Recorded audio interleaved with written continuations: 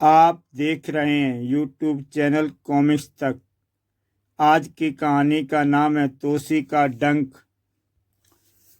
पाताल का इच्छाधारी सर्प तोसी, सर्पदेश का सम्राट, इस बार घोर संकट में फंस गया था। पथरीला देव सर्पदेश में अपने को भगवान के रूप में प्रकट कर चुका था और पूरे सर्पदेश में पथरीला ने पत्थरों की बरसात कर दी थी। इस विशाल पर्वत के एक गार से पत्थर बरसते थे जिसने पूरे सर्पदेश में त्राही त्राही मचा दी थी। तोसी नाग बाबा के आश्रम में था और तुमने चट्टान गिराकर हमेशा के लिए उस गार का दहाना बंद कर दिया। हाँ नाग बाबा, यदि मैं ऐसा ना करता तो वो हमारा नगर पत्थरों से ढक जाता। और अब पेशु पेश में क्यों? पत्थरों की बरसात तो बंद हो ही गई। मैं यह जानना चाहता हूँ, पथरीला क्या बला थी? तोसी नाग बाबा से अपने प्रश्नों के उत्तर जानना चाहता था। ब्रह्मांड में अरबों खरबों ग्रह हैं, जिनमें से एक पृथ्वी है और पृथ्वी के पाताल में तुम्हारा साम्राज्य है। पाताल के इस छोटे से भूभाग में इस किस्म के प्राणी नहीं हो सकता जिसका शरीर ही पत्थर का बना हो। आपका मतलब है वह किसी दूसरे ग्रह का प्राणी हो सकता है? यदि वह दूसरे ग्रह का प्राणी था तो उसे सर्पदेश की सभ्यता का ज्ञान कैसे हुआ और वह यहाँ का भगवान क्यों बनना चाहता है? हाँ, उसका उद्देश्य यही था कि उसकी पूजा की जाए। तुमने बहुत जल्दबाजी की राजन। यह जानना आवश्यक है कि उसका उद्देश्य क्या है। भगवान बनना? मेरा मन कहता है कि यह उसका उद्देश्य नहीं होगा। फिर? इस प्रश्न का उत्तर तो गार में समाकर अंधकार में विलीन हो गया है, किंतु मेरे मन से शंका है यही ना कि पथरीला समाप्त नहीं हुआ। वह किसी न किसी तरह गार से बाहर आएगा। अच्छा, एक काम करो, यदि पथरीला फिर जीवित हो उठता है तो उसकी मनोकामना पूरी कर दो, अर्थात हम उसे भगवान मान लें। कोई बुराई नहीं। इस तरह हमें इस विचित्र प्राणी के उद्देश्य का पता चल जाएगा और फिर हम यह भी मालूम कर लेंगे कि इस बुराई का अंत कैसे संभव है। वह उन मंदिरों को तोड़ना चाहता है जहाँ शिव प्रतिमाएं हैं। टूटे हुए मंदिरों का निर्माण कोई असंभव कार्य नहीं, और इन मंदिरों को टूटना ही क्यों दें। सब मंदिरों से मूर्तियां हटाकर किसी सुरक्षित स्थान पर रख दो। जब पथरीले का अंत हो जाए तो वापस मूर्तियों की स्थापना विधिवत रूप से कर दी जाएगी। किंतु नागबाबा, सर्पदेश के शिव मंदिर पौराणिक धरोहर है। इन मंदिरों को जिन जिन राजाओं ने बनवाया है वहां अपने खजाने का आधा हिस्सा रख दिया था। खजाना मंदिरों की भूगर्भ दीवारों के अंदर रखा जाता था, वह वहीं रहेगा। किंतु यह कार्य अत्यंत गोपनीय होना चाहिए। प्रजा को पता नहीं चलना चाहिए कि शिव प्रतिमाएं कहाँ गायब हो गईं।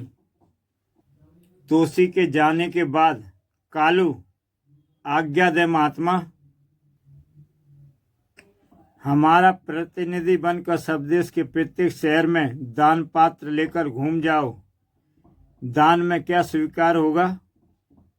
सर्पदेश के सांपों का जहर। उन्हें बताओ कि सर्पदेश में प्रत्येक नागरिक का कर्तव्य है कि वे यथाशक्ति अपना जहर दान करें। जो आज्ञा। सर्पदेश के साथी नागरिक सर्प जाति के थे और मानव शरीरों में वास करते थे। सर्प जाति के श्रेष्ठ सर्पों नागबाबा के दान पात्र में अपना जहर दान देने का पुण्य प्राप्त करें। नागबाबा ने अपने अनुसंधानशाला में एक कढ़ा तैयार किया। इस कढ़ाई में जहर प्रभावी नहीं होगा, ऐसी औषधि का लेप चढ़ा दिया हमने। कालू जहर लेकर आता और कढ़ाई में डाल देता। किंतु स्वामी, आपका प्रयोजन क्या है? एक पौराणिक शस्त्र तैयार कर रहा हूं। एक बार शेषनाग ने युद्ध में इसी शस्त्र का उपयोग किया था, जिसमें पत्थर तो पत्थर पहाड़ तक पिघलकर पानी बन गए थे।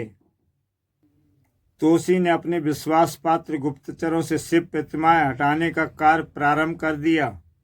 सब प्रतिमाओं को सुरक्षित विराट महल के तहखाने में रख दो। जिस गार में पथरीला को दफन कर दिया गया था, वहां पर हलचल नजर आ रही थी। एक रात गार में जोरदार भूकंप आया, चट्टानें हिलने लगी। तोसी ने इस गार पर भी गुप्तचरों का पहरा लगाया हुआ था। गार में भूकंप। तभी एक चट्टान गार के चट्टानों में रास्ता बनाकर बाहर आ गई। चट्टान से धुआं निकलने लगा। फिर चट्टान से प्रकट हुआ पथरीला। अब सबदेश की तबाही शुरू। पहले मैं सबदेश के नगरों में घूमकर आता हूँ, देखता हूँ तोसी की ताकत कितनी है। इसके लिए मैं सन्यासी का चोला पहनता हूँ। पथरीला बन बैठा सन्यासी। नया खेल शुरू। समाचार तोसी तक पहुंचा। उस सन्यासी पर निगरानी रखो। सीधे राजधानी में कदम रखता हूँ। और वह राजधानी की तरफ चल पड़ा। गुप्तचरों को नया निर्देश मिला। एक काम शीघ्र करो, राजधानी में मंदिरों में पथरीला की मूर्तियां लगा दो। भेष बदलकर पथरीला सर्पनगर की राजधानी में पहुंचा। हम दूर देश से पदयात्रा करके आए हैं, हमें महाराज तोसी के दर्शन करने हैं। पथरीला राजमहल की ओर बढ़ गया। आज जरा इसके महल का भीतरी भाग भी देख लें। दरबार में एक सन्यासी आपसे भेंट करना चाहता है। सन्यासी को आदर सहित अंदर बुला लाओ। तोसी ने सेवक को आदेश दिया। पथरीला दरबार में पहुंचा। हे बालक तोसी, हम तेरी अपार शक्ति की महिमा सुनकर आए हैं। आपका स्वागत है। तुम्हारी शक्ति के स्रोत जानने की इच्छुक है। बालक, मेरी शक्ति के स्रोत मेरे इष्टदेव हैं। तुम्हारा इष्टदेव कौन है? पथरीला देव। पथरीला देव? हाँ सन्यासी, वही हमारे इष्टदेव हैं। हमें विश्वास नहीं आता। विश्वास नहीं तो नगर के सभी मंदिरों का भ्रमण करके स्वयं देख सकते हैं। हम अवश्य देखेंगे। राजसी रथ का प्रबंध किया जाए। सन्यासी को सभी मंदिरों का भ्रमण कराया जाए। तोसी ने एक सैनिक को आदेश दिया। पथरीला एक मंदिर में पहुंचा। सचमुच यह चमत्कार कैसे हो गया? इसमें तोसी की कोई चाल भी हो सकती है। इसकी हर चाल की काट तैयार करनी चाहिए। घूमकर पथरीला राज दरबार में पहुंचा। देखकर प्रसन्नता हुई बालक, परंतु एक शंका है। वह क्या? यदि पथरीला देव सचमुच तुम्हारे इष्ट देव हैं, तो क्या तुम उनकी प्रत्येक प्रतिमा पर रक्त की एक बूंद चढ़ा सकते हो? रक्त की बूंद? हम तुम्हारे लहू की बूंद स्वयं चढ़ाकर देखेंगे। उसी से सच्चाई का पता चल जाएगा। पता नहीं क्या करेगा, देखते हैं। मैं रक्त देने के लिए तैयार हूं। तो हमारे इस पात्र में दाएं हाथ की दर्जनी से 10 बूंद रक्त की डाल दो। तोसी ने दाएं हाथ की दर्जनी उंगली से रक्त टपका दिया। फंस गया ना पथरीला के जाल में। अब हम स्वयं इन बूंदों से पता लगा लेंगे। तोसी ने अदृश्य ध्वज को सचेत किया। अदृश्य ध्वज, इसके साथ जाओ और देखो क्या करता है। इसके लहू के बूंद से मैं इसकी शक्ति का प्रत्येक राज जान जाऊंगा। पथरीला वापस उसी चट्टान के पास आ गया। धुआं फैला। इस बार अदृश्य ध्वज भी सतर्क था। धुआं फैलते ही अदृश्य ध्वज मक्खी बनकर पथरीला के सिर पर बैठ गया। जब धुआं छटा तो ओह, यह क्या! अदृश्य ध्वज अपने रूप में आ गया। पथरीला एक प्रयोगशाला में था। पथरीला अपनी शकल में आ गया। पथरीला ने रक्त की बूंदें एक यंत्र में डाल दी। अब देखता हूँ तू है क्या चीज।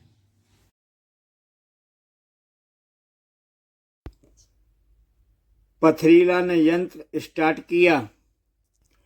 पथरीला ने एक कंप्यूटर नुमा यंत्र की स्क्रीन ऑन की। सब कुछ यहाँ दिखाई देगा। स्क्रीन पर तुलसी का चित्र उभरा। हाँ, अब हो जाएगा इसकी चीरफाड़। स्क्रीन पर सबसे पहले आया अदृश्य ध्वज। ओह, इसके शरीर में भी अनेक शरीर। अदृश्य ध्वज अदृश्य रहता है। चुम्बक ध्वज चुम्बक की तरह जकड़ता है। पथरीला ने एक और यंत्र स्टार्ट किया। मास्टर संगीना, मैं पथरीला इस वक्त तुमसे मुलाकात करना चाहता हूँ। एक स्क्रीन पर मास्टर संगीना नजर आया। मास्टर संगीना, मैं तुम्हें तुलसी की शक्तियों के बारे में बताना चाहता हूँ। बताओ। पथरीला ने रिपोर्ट दी। कुछ भी हो, मैं पृथ्वी के पाताल पर कब्जा करना चाहता हूँ और अगर सर्पदेश हमारे अधिकार में आ गया तो सब फतह हो जाएगा। तुम संगीना के सबसे बेहतरीन लड़ाकू सहकार हो। यहाँ के लोग तुम्हारी पूजा करते हैं, वहाँ भी तुम्हारी पूजा होगी। जब सर्वदेश के वासी तुम्हारी पूजा करने लगे तो समझो हमने कामयाबी की पहली मंजिल पर कदम रख दिया। उसके बाद हम सर्वदेश के बादशाह बनेंगे। लेकिन तुलसी ने चाल खेली है। उसने मंदिरों में से मूर्तियां रखवा दी हैं। सबसे पहले इस कांटे को साफ करो। तुम अपने दूसरे शस्त्रों का प्रयोग कर सकते हो।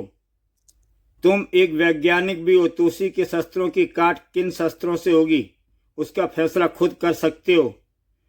उचित है मास्टर संगीना। संगीना के स्क्रीन से गायब होते ही सबसे पहले मैं नेत्रों में वह शक्ति प्राप्त करूंगा जो अदृश्य ध्वज को देख सके। फिर वह शस्त्र जो तुलसी के तीरों को काट सके। हूँ आंखों में यह लेंस लगाने से मैं अदृश्य ध्वज को देख सकता हूँ। और इनकी एक व्यवस्था यह होगी कि इन्हें हर रूप में पहचान लूंगा। तुलसी का विकराल रूप खत्म करने के लिए यह गन जिसके प्रकाश पुंज में घिरने के बाद वह अपने आकार में आ जाएगा। अदृश्य ध्वज मक्खी बनकर उसके सिर पर जा बैठा। अगर इसकी आंखों के सामने आया तो मुझे देख लेगा। पथरीला ने तुलसी से टकराने की पूरी तैयारी कर ली। अगर लहू की बूंदें टेस्ट न करता तो ना तो उसकी चाल का पता चलता ना शक्ति का। सबसे पहले अपने इस पथरीले यान को किसी गार में ले जाता हूं ताकि यह सुरक्षित रहे। चट्टान उड़ चली। नाग बाबा ने सांपों के जहर से एक लेप तैयार किया। यह लेप अगर किसी इच्छाधारी के शरीर के लहू में समावेश कर जाए तो क्या होगा बाबा? तो उसके जहर में इतनी शक्ति होगी कि वह पत्थर तो क्या फौलाद को भी पानी बना सकती है। नाग बाबा ने यह लेप तुलसी को दिया। बस यह लेप 3 दिन तक अपने शरीर पर मलना और 3 दिन तक अन्न जल ग्रहण न करना। इससे क्या होगा बाबा?